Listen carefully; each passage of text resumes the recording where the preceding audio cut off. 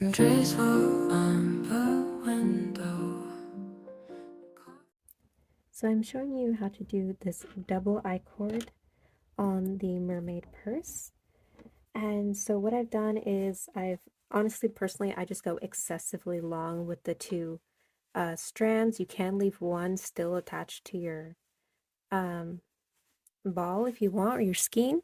But the point is you're going to have about 6 times the length you want your strap to be for both of these strands. And all I did was I took both of them and I pulled them through here until about the midpoint in their length. So about equal length on either side. And what I'm going to do now to start the I-cord is I'm going to, and how I hold, well, let's see. So I'm going to hold with my lower fingers and my smaller fingers here, and hold my thumb and forefinger, this one that's coming out to the side. I'm going to insert from the outside in, and I want to pick up the top yarn, and I'm going to yarn over and pull through. And now at this point, what I'm going to do is I'm wrapping the yarn around my upper finger and holding the bottom one now with my thumb and more or less all 3 of these fingers here.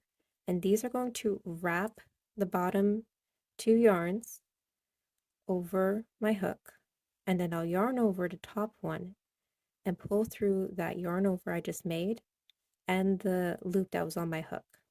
Now I have another loop on my hook using those 2 yarns. So I'm going to wrap the bottom around over my hook, then I'm going to yarn over and pull through both of those loops. Wrap it around my hook, like so, yarn over and pull through those loops. And this just gives a thicker and more durable I-cord since the yarn I'm using is pretty thin.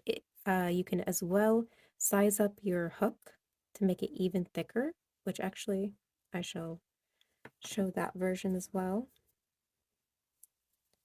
So I have my one loop, yarn over, I'm sorry, I'm wrapping it over the hook, I yarn over, pull through, hopefully it's focusing decently,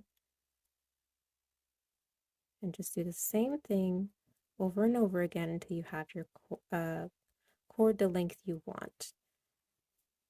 And then we will show at the end, got some dead skin there, that's lovely.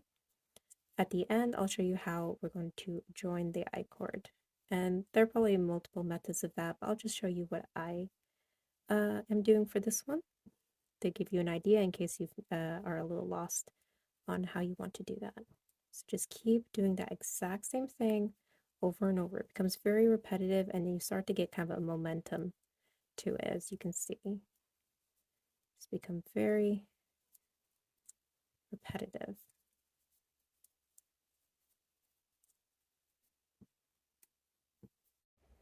Alright, so here I've worked up my strap. I'll give you a little idea of how long mine is. I kept testing around the body. It turned out shorter than I expected because this is a quite stretchy yarn. This won't stretch too much, but I expect this to pull it down a bit. So I'm happy with the length. And what we're going to do now is going to the opposite side of the bag. I'm going to flip this around. Actually, that actually might be the better angle. So on the bag, I like to do right at the join point where I start the tail.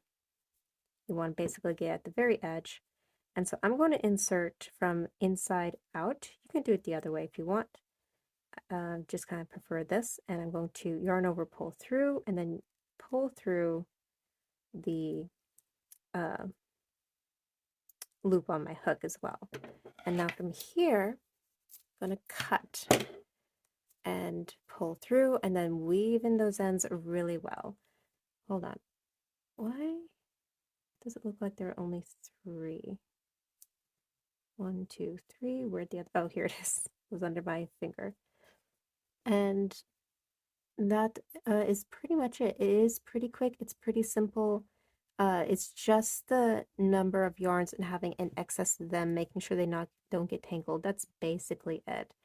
And what I'm going to do also, since one of these colors doesn't match the bag, I'm just tightening it around the I-cord. I'm going to get a smaller hook. I don't think I have anything very small on me here. So I'll do, this will do. And I'm going to weave it up into the I-cord. Like so. It'll give it a little extra bulk, but that's all right. And that's going to be this I-cord strap for the mermaid purse. There we go. So I'm going to do that on my own time. I think you get the idea. And that's it. I hope that was helpful. I just thought, personally, I found videos helped me more to understand the I-cords, so I thought I would provide those instructions in a video format.